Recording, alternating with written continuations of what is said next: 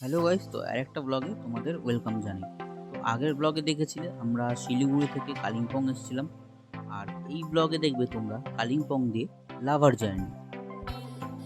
তো সকাল সকাল আমরা ব্রেকফাস্ট কমপ্লিট করে বেরিয়ে পড়লাম লাভার দিয়ে।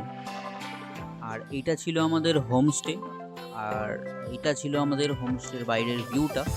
তো মোটামুটি ভালোই ছিল, খারাপ ছিল না। আর আমরা রেডি হয়ে গেছি, বাইক রেডি করে নিয়েছি, আমরাও রেডি, বেরিয়ে পড়েছি রাস্তায় এখন।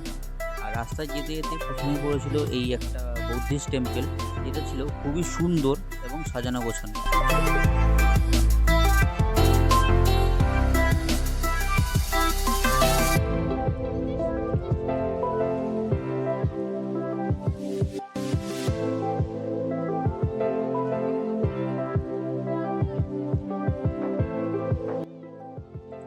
টেম্পল ভিজিট করার পর আমরা আমাদের জার্নি আবার শুরু করে দিলাম। আর কালিম্পং থেকে লাভা যাওয়ার রাস্তা এত সুন্দর, এবং মেঘ আর পাহাড় একটি মায়াবী খেলা।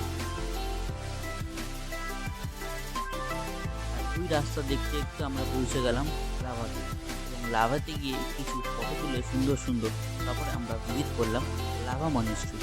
এই মনেস্ট্রিটা ছিল খুবই পরিষ্কার পরিচ্ছন্ন এবং একদম শান্ত, একদম শান্ত। আর এখানে মনেস্ট্রির ভিউ তোমরা দেখতেই পাচ্ছ, আর মনেস্ট্রিটাও ছিল খুবই সুন্দর।